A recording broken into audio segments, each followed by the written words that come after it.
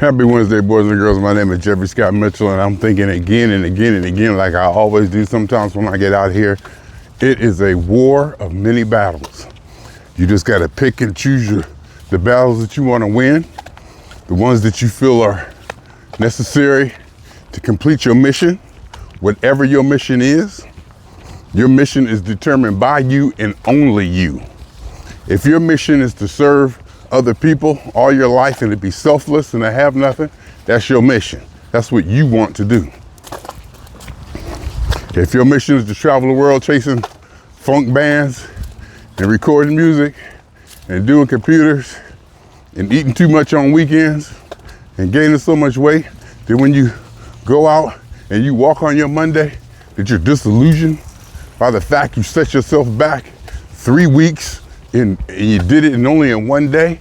And of course, I'm exaggerating to make it sensational and to improve the quality of my content as far as clicks go, because you know it's all about clicks. And what is this today? Everybody ride in the walking lane. Everybody just ride in the walking lane. They need to put up a sign, walking lane. I let them have it as usual. I come over to the other lane. I just let them have it. Just keep going. No need to say hi, bye, excuse me, or sorry. Just keep rolling. I mean, this battle I have with calories and weight. Yesterday I woke up, I was tired. For some reason, yesterday I just didn't feel like it. I was just tired. I woke up and I had to go to the dentist. So I said, okay, I'm gonna go to the dentist. Let it play out. And the dentist ran long and I wasn't gonna make it back in time for work. And I was like, perfect, so I called off. I had accumulated just enough PTO to where I felt comfortable doing that. And I needed a day because Saturday I'm gonna be busy. And I needed a day, I just needed a day. I slept a lot. I slept a lot yesterday too. So I feel like I really needed it. But I ate and my weight went up, and maybe I'm being a little bit critical of myself. Maybe I'm being too hard on myself and over dramatizing the weight gain that I had from yesterday, because I got on the scale today and it said 210.4 or something like that, which ain't bad. So I got out here, walked the routes, got my prescription, walked back home, dropped it off, and started my walk again. Noted what time it was when I got home, took that number, subtracted it from the time I needed to be back home, found out how much time that was, cut it in half, added that to the current time, set the timer to go off at that time to when I should turn around and start walking home. So I'll get my steps in, I'll get my prescription, and at 210.4, or whatever it was this morning, which really wasn't that bad. For previous Wednesdays, it really wasn't that horrible. And for the most part, what I did yesterday on my day off, as far as indulging goes, I did fairly good. I did fairly good. I don't think there was any sweets. I didn't have any sweets in the house. I went and got me some winganza. Got my chicken wings. I don't know how to cook them now. Put them in the fryer for 12 minutes. And they come out almost tasting like they were baked. Like, not slimy, but moist. And the skin is moist and tender and not crispy. And I like it that way. And if I put a bunch of them in there, they kind of boil or not fry, sort of, whatever, like they boil, you know, they don't like burn up. They kind of like cook. They were good. I had that. I don't think I had sweets. I didn't eat any pizza. I don't think. I can't, because I finished up with the dentist, came home, ate regular breakfast,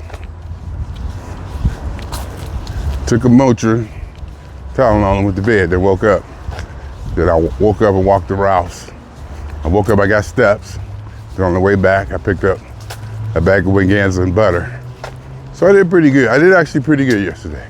I was hard on myself to get on the scale last night and see 213. It was just hard to see that. And I like being hard on myself about that. But it's a battle. I'm winning the battle. I think what I want to do is win the battle. And I'll never do that. I'll never win the war. The battle is always going on.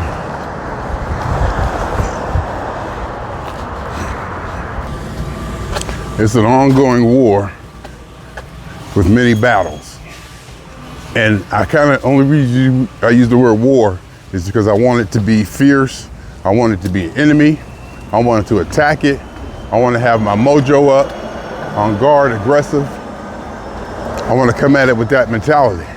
But basically, it really is just a relationship. It's just a relationship I have with my weight and my health. I guess we all have a relationship with our health.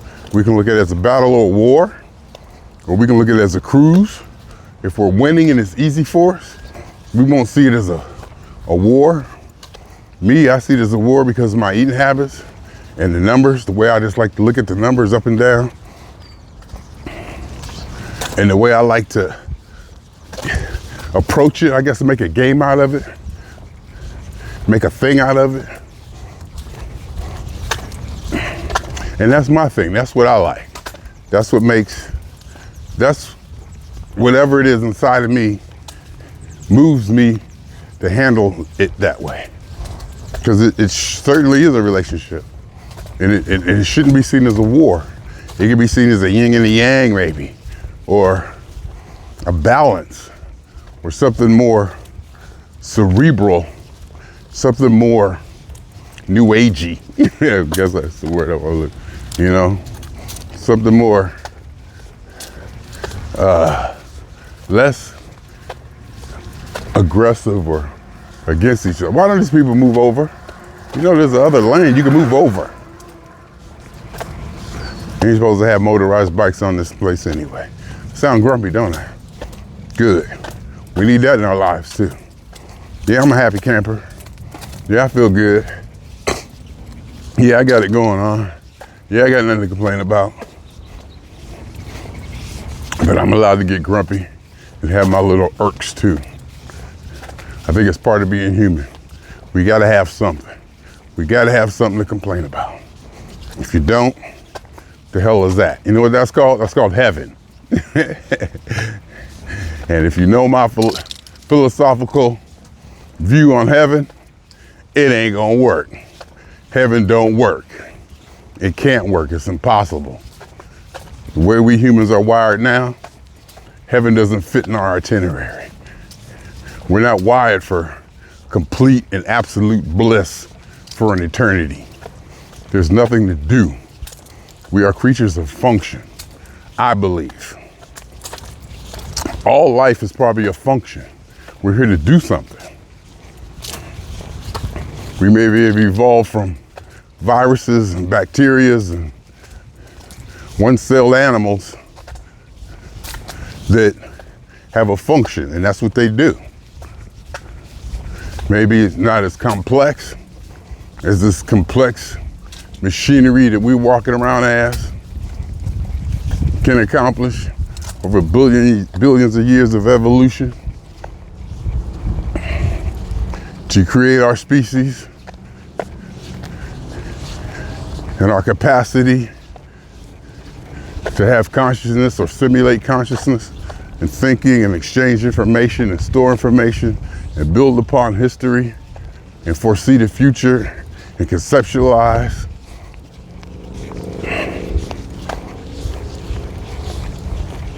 We need to do something. That's probably why I'm out here now walking every day, because the lifestyle that we've evolved to has maybe devolved to the point that where we have to simulate artificial physical activity just to get in enough workout and exhilaration and physical exercise to make us healthy. And that's why it's a struggle or a battle or a relationship that we have with our health. We also probably have a same thing with our happy. What is your relationship with your happy? Are you happy is one question. Are you? Only you can answer that. Me and the Dane was talking about that yesterday or the day before. And it kind of came down to, I asked, was I happy? And I was like, yep. Because I've been analyzing that question and posing that question to myself on a daily basis for decades. I like to pinpoint and precisely pin down. I have things I needed or wanted in my life that I believe would make me happy. And then from that, there'll be another list. The things you need to do to get those things. And the things you need to prepare yourself to get ready to do to get those things. And put yourself in a position to be happy. I thought about that on paper, Excel spreadsheet even, written out, lists of the things I wanted in my life, things I wanted to accomplish, and the things I thought I needed to do to make those things happen. So my happy has definitely had a lot of attention put on it. And that's why I asked the question, what is your relationship with your happy? Is it just something that you don't think about? Is it something that's down the street? One of the things we came up with during our conversation about happy, and one I wholeheartedly believe in, is that a lot of people, maybe mothers, maternal, or parents, put a lot of their happiness into their kids. And it's not really a self-happiness, but they're happy because, kind of like they're happy because their kids are happy. Or they're happy because of their kids. Or a lot of it, I'm not sure how to characterize it, but a lot of their happiness depends, not even evolves or comes from, depends on their interaction and happiness with their children. And that's okay. You gotta have the same thing with a job or a car. Same thing, people are gonna have the same thing, wherever your happiness comes from. But I guess when it's with your kids, and because kids are so mainstream, and the way we approach that relationship where, oh yeah, a mother is supposed to be 100% into their kid. You're almost encouraged to have a life that where you're consumed by your children. It's almost encouraged. It's almost looked at as like a good thing. Whereas if you had a life encouraged around drinking beer every day, there's going to be social pressure against that. So I can see how a lot of parents, especially raising kids 20, 30 years, 20 years, where they lose their life evolves away into being a parent and to supporting their children to where their life isn't there anymore. They almost have to rebuild it when their children move out or go find it again. Me, I didn't have that problem. Though I was there for my children, in whatever capacity that was, I was there. I was in their lives. I wasn't there for the day-to-day. So I didn't go through that quote-unquote grind. And a lot of people, well, a few people told me that I don't seem like I got kids. And I get it. I get what they mean. Because I've seen parents, and parents are molded, I was gonna say worn down in certain areas, or molded or softened in certain areas, or have certain tendencies that kind of, he said, yeah, you could tell they're a parent because certain ways they think and they want to protect themselves and just protect the people around them. Just the way they think, just, not as crazy as I am, basically. And then you got to look at it also from a standpoint of, is happy the number one thing to be? Is the individual's happiness the ultimate goal in life?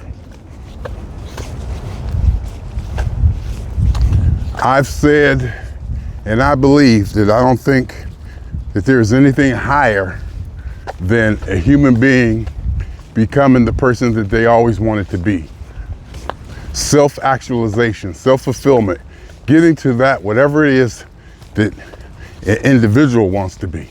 Not necessarily their full potential, which is probably could be something different. Not necessarily making their full potential, but getting to be where they want to be. Maybe they just want to do 75% of their potential and live a certain way and have a certain lifestyle. That's up to them. And maybe in the grand scheme of things, each human being or animal reaching their full potential, regardless of what they want,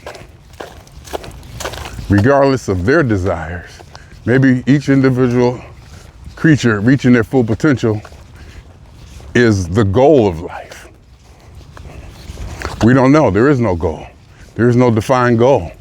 There's no universal, we need to do this to get here. We need to be this so we can get to that. There isn't that. That hasn't been defined. We need to define that for ourselves. And that's why I also believe we need to define what happiness is to ourselves. What happiness is and what happy is. Those can be two different things. There's also joy. Joy is something different. Happy could be an overall sentiment, a general feeling in life or whatever. Happiness could be moments of happy. Joy could be a whole different feeling you get from an instant or experience. I don't know, there's a lot of ways you can break down the definitions. And maybe we need to define each definition every time we talk about a word. That's not unreasonable. I mean, it's probably unreasonable as far as time and the fact that the definitions and our basic language system is supposed to handle that. But since we're human and we will interpret and we'll make our own, come to our own realizations and perceptions, it's almost like words need to be redefined continuously, almost per conversation. And it's good that, you know, both parties or all parties are on the same boat when discussing something to make sure that they understand that they're talking about the same thing. So, you know, there's probably nothing too unreasonable about defining the terms used. And I think that's actually done in a court of law and other places too, where the terms are laid out at the beginning. So it all comes down to the individual, what the individual wants, what the individual subjectively feels is his goal, or the goal of life, or the goal of God, the will of God is some people's goal and what they live by. It kind of doesn't matter, because I believe it all comes down to what the individual wants, regardless of the external ideology or philosophy or external source they try to find, protocol they try to find, you know, the way they should live, or where they find their culture, or they pull it from their culture. Regardless, the individual has to make that decision on which one of these ideas or prescriptions, I just made that word up and threw it in there just because I came from the pharmacy. Which one of these prescriptions works for them? They have to define that. You can go to church, talk to your preacher, therapist, psychologist, teacher, parents, friends, significant others, anybody, internets, childcraft books, encyclopedias, anything to help you make that decision. But it comes down to, I believe, the individual making that decision for themselves. them deciding what happy is for themselves, them deciding if they are happy or not, them deciding if they want to be happy. Is happy the goal? There's a good chance happy ain't the goal. Hell, there's a good chance humans invented happy. For as far as we know, in the universe, nobody else got happy. Nobody else got love. We can't think it's universal. Hell, we can't even say love is universal amongst our species. We don't know.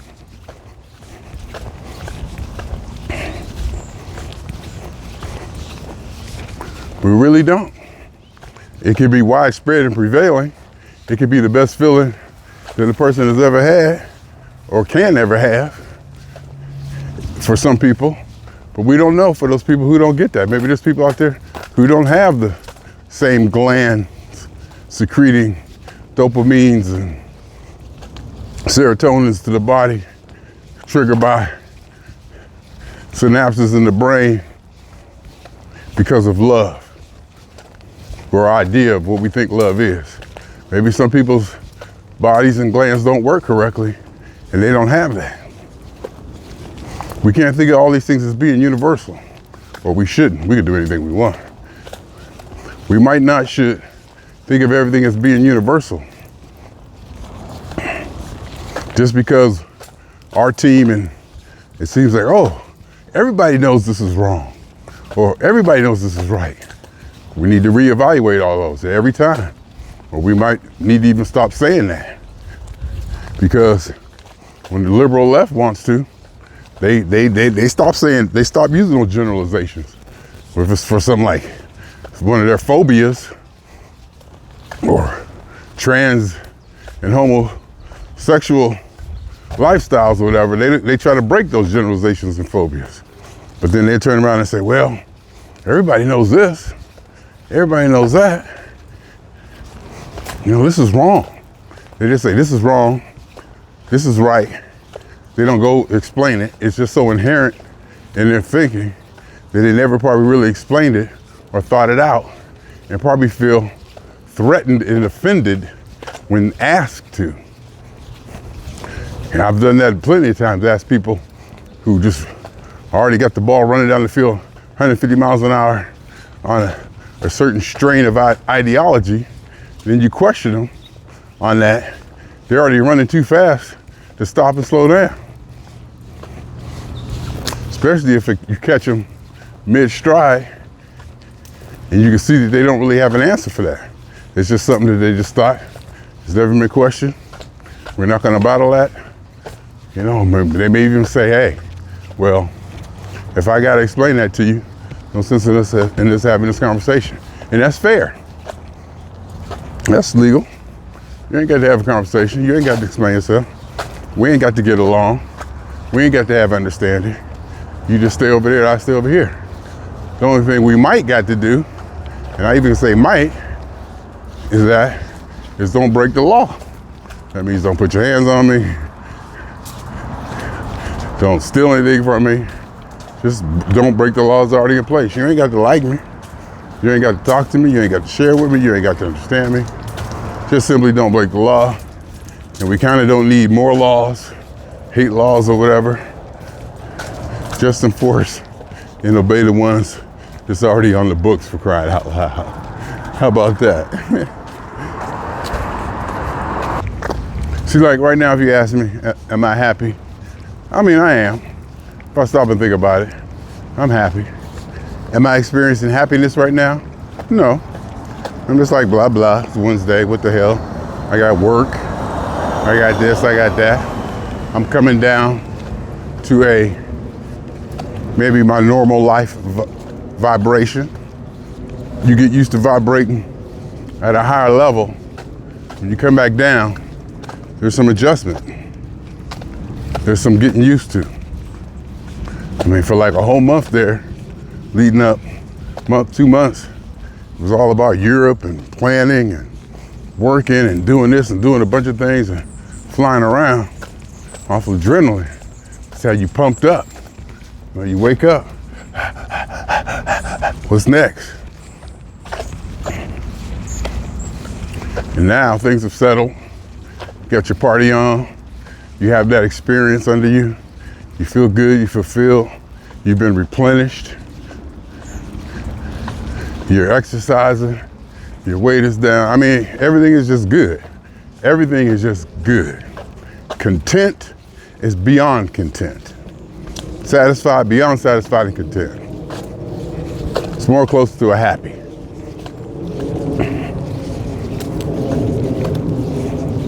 Or maybe happiness, maybe I got the definitions, maybe switch on. Happiness is your general feeling, and happy is an immediate feeling.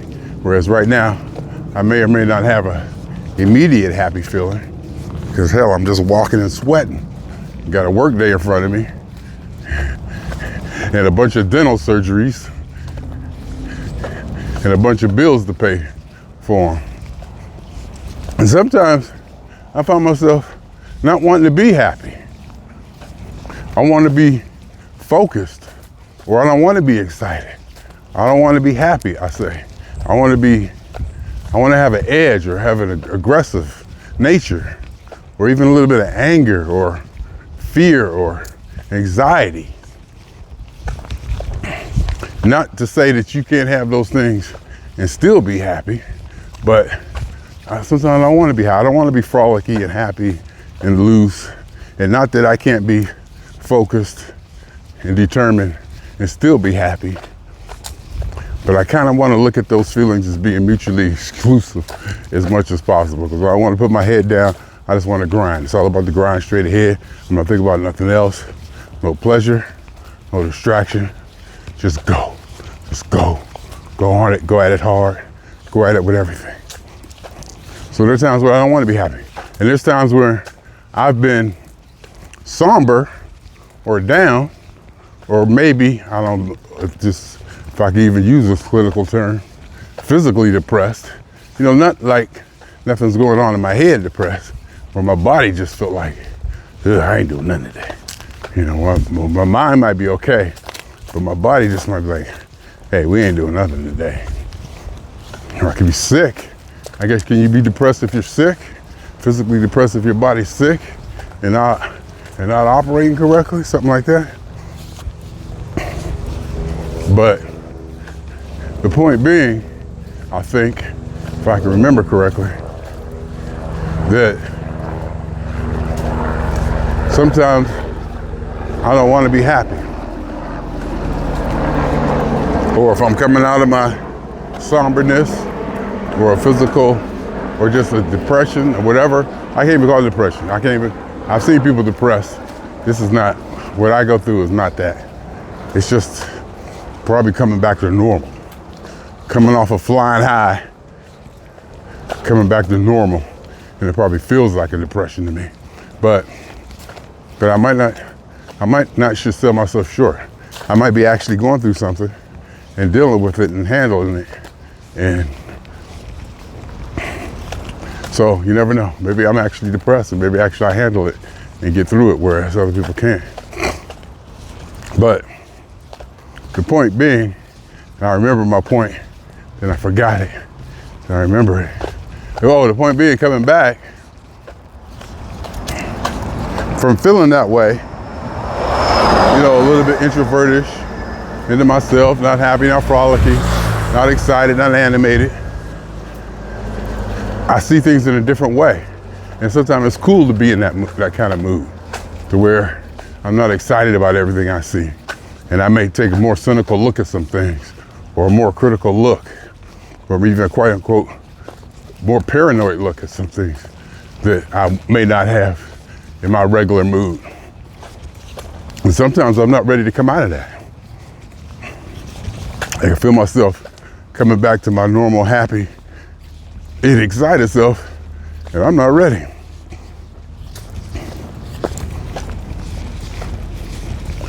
So there's that too.